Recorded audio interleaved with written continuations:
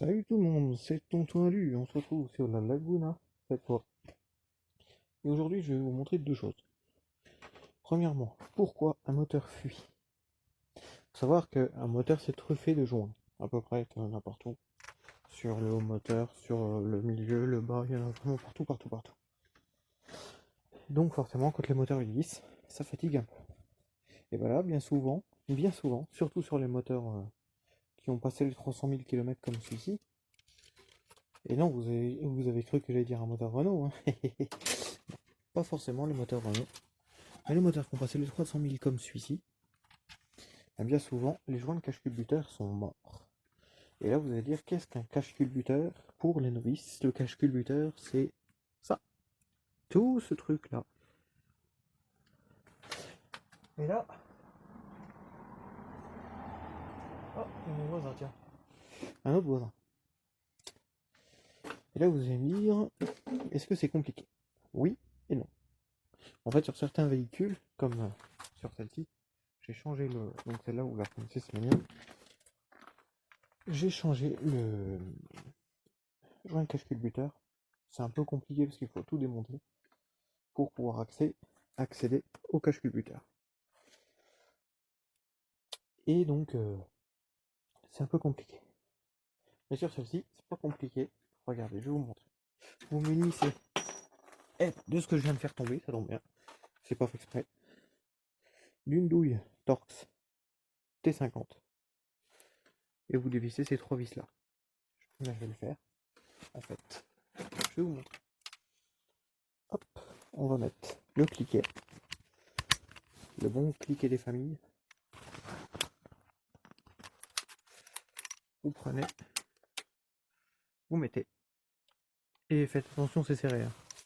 Mais genre, c'est pas serré qu'un peu. Bon, sur des véhicules comme ça va bien. C'est pas compliqué du tout. Hop. Donc vous faites un peu et un peu.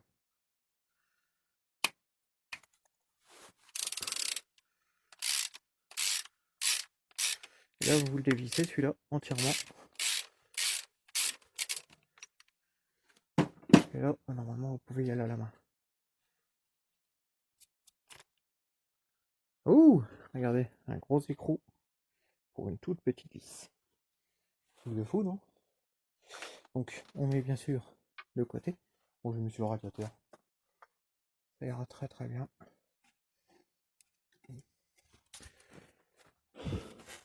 Hop. Vous savez ce que je vais faire? Je vais reprendre la douille, mais seulement la douille. Parce que là, ça... Après, moi, c'est un peu compliqué parce que... comme je tiens le truc, j'ai qu'une seule main, en fait. Voilà.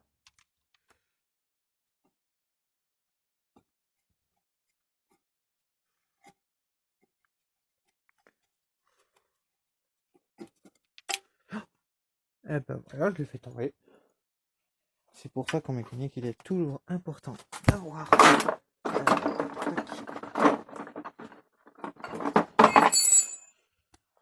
ça. Qu'est-ce que c'est ça? C'est un aimant qui va aller choper pour vous les vis récalcitrantes. Bon, là, j'ai la rondelle, elle n'a pas voulu venir avec. On va aller la choper. Où est mon tournevis? On va essayer d'aller la choper. Ah, vous voyez, elle est collée. Ah bah, elle était collée. Bon, bah, elle est tombée par terre. Ça dit oui, elle n'est pas tombée en l'air. Ah, ah, ah, c'est drôle. Voilà, donc on va remettre le tournevis à sa place. Eh bah, elle aussi, elle est collée. Ce que vous faites, pas comme moi, avant que la vis soit complètement virée, vous mettez un petit tournevis et vous faites levier pour la décoller un peu partout. Aïe, c'était mon poignet ça. Voilà, là elle est décollée, elle devrait venir toute seule. Moi je vous dis, je m'en fiche, je les perds parce que bon, c'est une voiture qui part à la casse, mais vous ne les perdez pas. Surtout pas. C'est pour ça que je vous montre comment on fait un peu.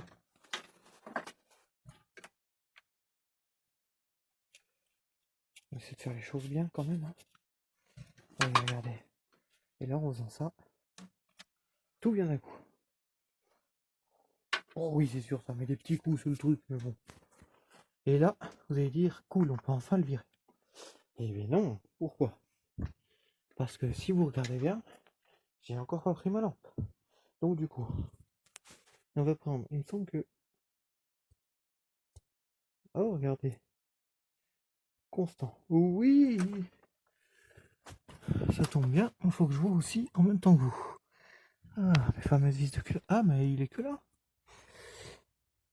Oui, regardez, là, il y a une petite fente. Entre eux, j'ai eu un petit compte de le temps. Voilà. Donc, vous voyez, là. Vous voyez le truc noir qui est là, là? Attendez. Voilà.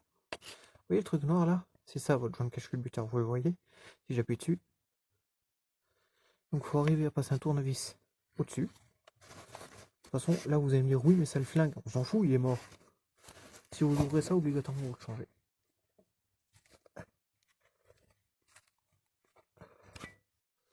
Faut essayer de passer un peu partout. Ah bah lui, il était bien foutu.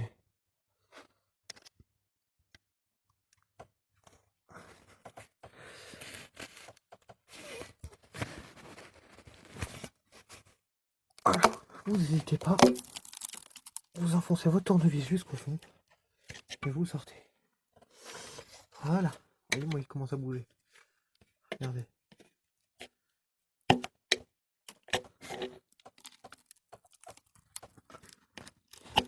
Voilà. Donc là, vous suivez tout simplement partout où il sort. Et là, si vous essayez de passer par là, avec la ronde d'injection, vous allez galérer comme jamais. Normalement, on pourrait peut-être le sortir à la main, en fait, là. Ah, c'est les injecteurs qui sont là, qui embêtent le monde. Au pire, ce que vous faites, si vous n'avez pas envie de vous ennuyer, vous débranchez surtout votre batterie. Et vous débranchez vos injecteurs. Pour ça, vous appuyez et vous tirez. N'oubliez pas de débrancher la batterie.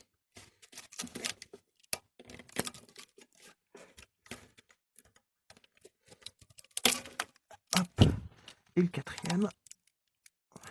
J'ai fait dans un ordre précis, mais il n'y a pas d'ordre en fait.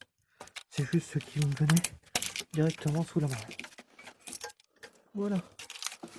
Comme ça, hop, ils sortent. Il y a déjà ça en moins qui vous embête.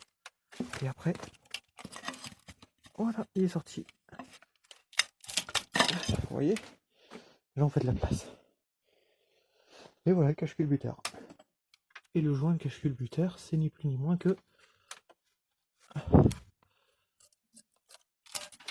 ça. Cette espèce de rouille qui pète. On en est là. Et ceci. Ouh, bah il a eu chaud le moteur. Cette espèce de truc là dedans là, ça s'appelle un arbre à cam, tout ce truc là. Oh, mais il a eu chaud ça vraiment le moteur, dis donc. Oh, dis donc. Tu vois l'arbre, dis donc.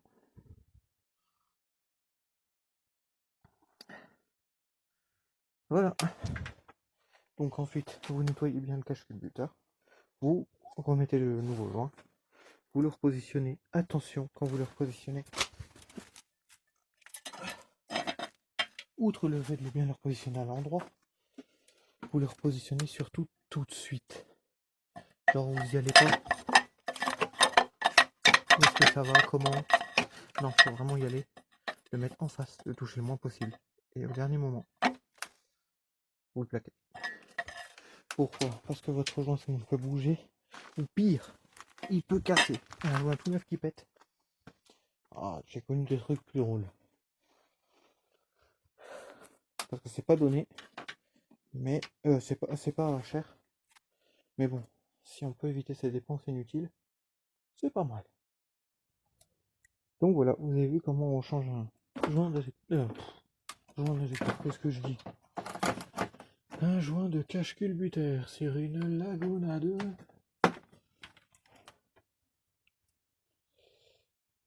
1,9 litre DCI, bien sûr. Voilà, moi j'ai essayé de m'empêtrer là avec ces espèces d'injecteurs à 2 balles. Voilà, donc en attendant, bah, bon, ça je vais le virer, je vais pas. Il y a une bobine là en bas